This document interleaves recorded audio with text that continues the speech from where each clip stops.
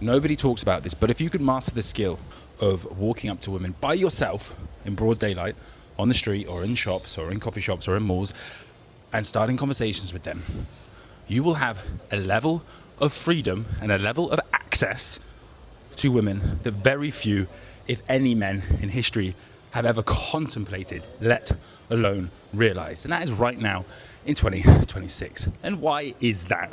Well, it's because you are not beholden to your social group or your peer group or alpha, beta, male tactics that play out amongst social groups of men. If you can walk around town by yourself and go up to the first attractive girl you see and start a conversation, you are immediately not part of the male social dynamics competition anymore. You become, in a sense, a lone ranger, except that you are not alone. You are part of the beautiful world.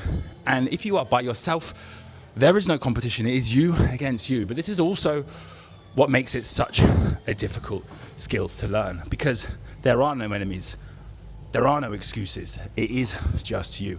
But let me tell you, if you can get this skill handled, any guy that seriously puts the work in can gain a decent amount of proficiency in this area within 3 months. If you can get this skill handled, your life will never be the same.